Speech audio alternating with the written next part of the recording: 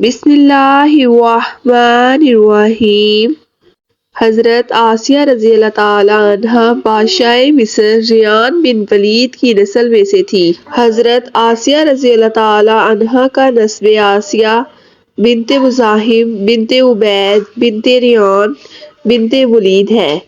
یہ ریان بن ولید حضرت یوسف علیہ السلام کے دور کا بادشاہ مصر تھا، جو حضرت یوسف علیہ السلام پر ایمان لے آیا۔ حضرت آسیہ رضی اللہ تعالی عنہ کی شادی فرعون سے ہوئی تھی۔ فرعون ایک بہت ظالم بادشاہ تھا۔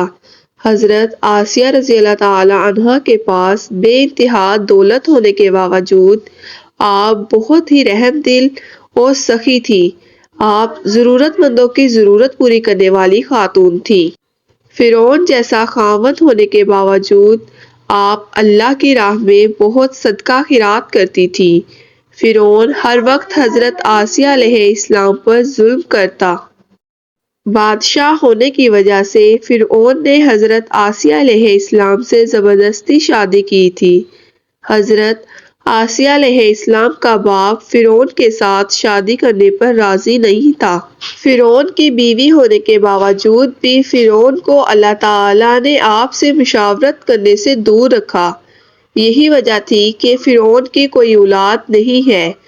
کچھ روایات میں فرعون کی ایک بیٹی کا ذکر ملتا ہے۔ ہو سکتا ہے کہ وہ لڑکی کسی سے لے کر پالی گئی ہو، تاکہ فرعون کی بادشاہت کی کوئی وارث بن جائے۔ حضرت آسیہ علیہ السلام کے گھر حضرت موسیٰ علیہ السلام کی پرورش ہوئی۔ حضرت آسیہ علیہ السلام نے حضرت موسیٰ علیہ السلام کا نام رکھا۔ جب حضرت موسیٰ علیہ السلام پیدا ہوئے، اس زمانے میں فرعون نے یہ حکم جاری کر رکھا تھا، جس گھر میں بھی بچہ پیدا ہو اس کو فوری طور پر قتل کر دیا جائے۔ حضرت موسیٰ علیہ السلام کی والدہ محترمہ نے اس ڈر سے حضرت موسیٰ علیہ السلام کو ایک صندوق میں بند کر کے دریا میں بہا دیا۔ دریا فرعون کے محل کے پاس سے گزرتا تھا۔ دریا میں بہتے ہوئے صندوق پر فرعون کی نظر پڑی۔ فرعون نے اپنے درباریوں کو حکم دیا کہ اس صندوق کو دریا سے نکال کر میرے پاس لایا جائے۔ جب صندوق فرعون کے پاس لایا گیا تو فرعون نے صندوق کو کھولنے کا حکم دیا۔ جب صندوق کھولا گیا تو صندوق میں ایک ننھا خوبصورت بچہ بیٹھا ہوا تھا۔ کتبی زبان میں پانی کو منہ اور درخت کو سا کہتے تھے۔ یہ صندوق پانی اور درختوں سے ملا تھا۔ یہی وجہ تھی بی بی آسیہ رضی اللہ تعالی عنہ نے آپ کا نام موسیٰ رکھا تھا۔ حضرت بی بی آسیہ رضی اللہ تعالی عنہ اللہ تعالیٰ کی نیک بندی تھی۔ ان کو معلوم ہو گیا تھا کہ حضرت موسیٰ علیہ السلام اللہ تعالیٰ کے نبی ہیں۔ بی بی آسیہ رضی اللہ تعالی عنہا نے حضرت موسیٰ علیہ السلام کی پرورش بڑے اچھے طریقے سے کی۔ بی بی آسیہ رضی اللہ تعالی عنہا نے اپنے خاوند فرعون کو آپ علیہ السلام کے بارے میں یہ الفاظ کہے تھے۔ ان الفاظ کو قرآن پاک میں اس طرح بیان کیا گیا ہے: یہ بچہ یعنی حضرت موسیٰ علیہ السلام میری اور تمہاری آنکھوں کی ٹھنڈک ہے، اسے قتل نہ کرو۔ آپ کے جواب میں فرعون نے اپنی بیوی سے کہا، اسے اپنے پاس رکھ لو، مجھے اس کی کوئی ضرورت نہیں۔ حدیث پاک میں ہے کہ اگر فرعون بھی آسیہ کی طرح حضرت موسیٰ علیہ السلام کو اپنا بیٹا بنا لیتا تو حضرت موسیٰ علیہ السلام کے صدقے اللہ تعالیٰ نے فرعون کی بھی ہدایت بخش دینی تھی، جس طرح اللہ تعالیٰ نے حضرت آسیہ علیہ السلام کی بخشش کی۔ ایک بار میلے میں بہت زیادہ جادوگر جمع تھے۔ وہاں حضرت موسیٰ علیہ السلام کو بھی بلایا گیا۔ سب جادوگروں نے اپنے اپنے جادو سے سانپ میدان میں چھوڑ دیے۔ پھر اللہ تعالیٰ کے حکم سے حضرت موسیٰ علیہ السلام نے ان میں اپنا عصا پھینکا تو وہ بہت ہی بڑا سانپ بن کر ان سب چھوٹے چھوٹے سانپوں کو ہڑپ گیا۔ یہ معجزہ دیکھ کر بی بی آسیہ رضی اللہ تعالی عنہا حضرت موسیٰ علیہ السلام پر ایمان لے آئی تھی۔